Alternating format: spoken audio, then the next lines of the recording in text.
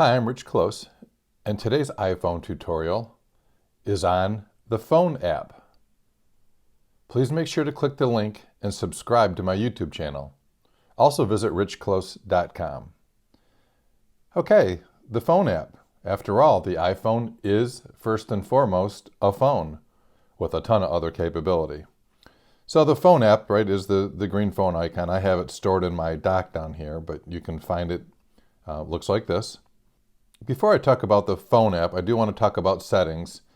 There are several settings that you can set for the iPhone in the settings menu for the phone app. So we scroll down and look for the phone app itself.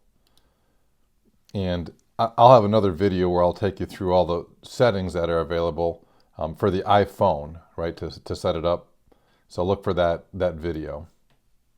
Open the phone app. That's the green phone icon. And mine opens. Right now I'm showing the phone dialer keypad. So taking you through the app real quickly, there are favorites, the menus along the bottom, recent calls, your contacts, which ties into the contacts app. I'll take you through the contacts app and all the details on how to adjust and set contacts in a separate video. So look for that. You've already seen the keypad for dialing the phone number, and I'll just quickly enter a number. You'll notice when you start to dial, the numbers pop up here. This is the same area that if you were to cut and paste a number, you would paste the number above the screen. And so you have voicemail. And again, if you receive new voicemails, it shows up here in the voicemail area. So let's just go back through and talk about in more detail each of the different sections of the phone app. So first off, there are your favorite contacts. And again, you may want to go and select your spouse, your good friend or friends, your kids as a favorite. These are important in that there are certain features within an iPhone that allow your favorites to ring through, where other people or just general contacts can't ring through on your phone. And you set up favorites in a different way, and you can see there's really two ways to set up favorites, and I'll talk about the one way in the iPhone. And it's simple. Up top, you click the little plus key, and it brings up your contact list, and you just type in somebody's name, and I'll type in AG, and I get one of my contacts that come up. Simply select it, and you choose which one of these you want to add to favorites.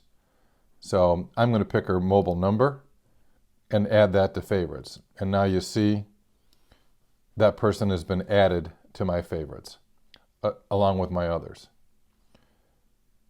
How to remove somebody from favorites, you simply select the edit menu. The minus signs come up. Select minus and hit delete. Now understand, you're not deleting them from your contacts. You're simply taking them off of your favorites. And then select done. And I apologize, I'm blurring a lot of the screen. I clearly don't want to share all of my contact information right over the internet. So that's favorites. And again, you should go in and select a couple favorites for your iPhone. The next tab in the menu is recents. And this shows your recent calls, and you can have it select either all recent calls or just the calls that you've missed. And you'll notice the red calls are ones you've missed. The black calls are the ones that you didn't, or you had an outgoing call. And so when you look at recents, you'll see a little icon next to the screen for the calls. So this is an outgoing call. It shows a picture of a phone and an outgoing arrow. And you can even see some of these are FaceTime calls. So if you see the movie screen in camera, that's FaceTime. And you'll see an arrow that points to the phone for an incoming call. And you'll notice I keep mine set on all so I can see everything. The missed calls are very obvious. because they're in red. And again, I'm hiding this screen again, right, just to make it obvious. So now you have a call. You can also just slide the call to the right, and you can delete a call if you don't want to see it in your call log. I tend to just leave everything in there and don't worry about it. They fall off over time. You can also select edit and select multiple calls if you want to quickly go through and delete multiple calls in your log, and click done when you've completed that. So again, a pretty good call history. You can get information on a call by clicking the I next to it, and it will share with you the contact information from that call. It also shows you a little bit of a history on the time and when that came in. Next, contacts. So the phone app actually pulls from the contacts app, and I'll go through the contacts app in more detail later. There are multiple groups in the contact app, and you can see here in my case, I have iCloud contacts. I tend not to use that, and I have Gmail set up as my preferred default set of contacts. But in any event, if you want to call somebody on your contacts list, you can search for that contact in the search bar by simply entering part of their name, and the list automatically filters based on the letters that you've filtered. You can see the names now coming up for Don on my list on the left. To simply dial a person, you select that name, and it gives you their contact information. You can choose which number you want to call, or text in this case. There's also an alphabet along the right-hand side if you want to scroll. So I can select J, for example, and it drops me down to the J's, or T, and it will drop me down to the T's.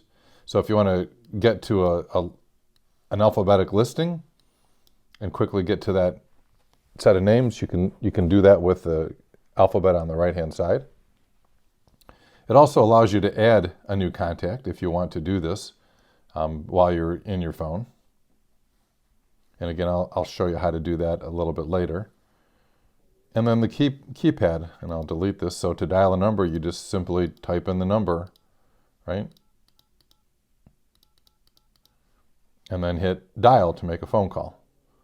And then to end the call, this will turn red when you're in a call. So green dials it, and red means you're in a call. To disconnect, you just hit the red button again. And then the last section in the phone is the voicemail section. And you can do two things here. One, you can delete voicemails if you have one stored, right, by simply grabbing it and dragging it to the left and then selecting the delete button. You can edit. It does the same thing. You can see down here that gives me a delete feature in the screen. You can change your greetings, so your voicemail greetings. You can stick with the default if you want to, or you can create a custom one. And if you select custom, you can record a new greeting and then play it back if you want to hear what that greeting is. I have a custom greeting obviously set up for my phone, pretty simple one. So back to voicemails. And now, how do you listen to a voicemail? I've listened to this one already, otherwise it would be highlighted in a different color. But you can simply click on that voicemail and you can play it. You can play it back to the speaker or to the phone, or delete the voicemail, okay?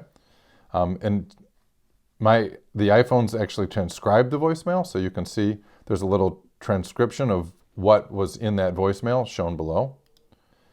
To get out of that, just click somewhere on a blank screen or click again. So I click above to show what's there, click again to hide that information.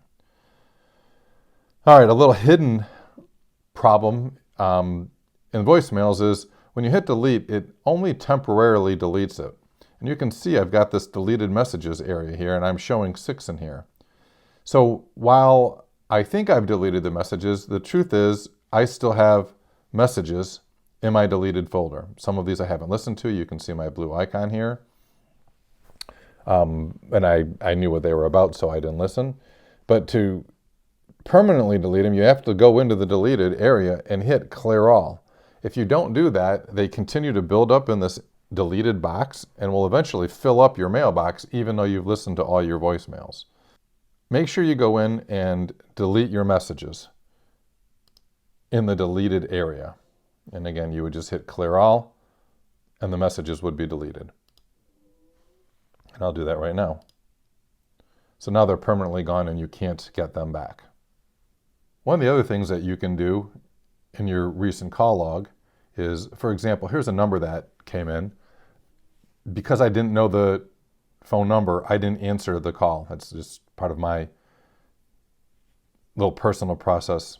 And so if it happened to be from somebody that I knew, you can actually click on the information button by that call.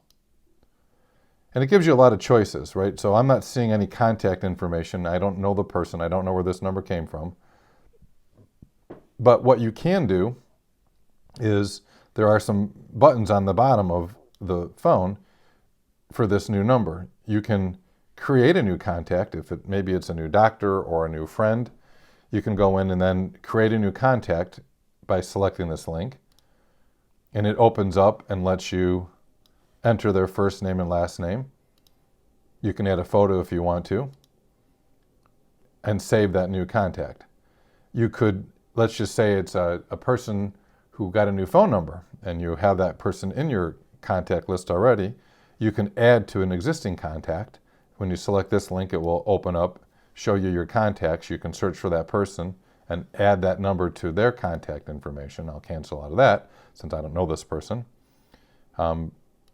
You obviously can add to emergency contacts. You can add to share my location. Or let's just say it's a spam caller and you don't want this number to ring through on your phone. You want it to go right to voicemail. You can block this caller on your phone by simply clicking block this caller. There's a quick overview of the phone app. Again, I'll remind you to go into the phone settings and look for that video to review the settings on your phone also. Thank you for watching my videos. Please help me by liking this video and subscribing to my YouTube channel. Also visit my website where you can find more iPhone tutorials and a link to my iPhone seminar.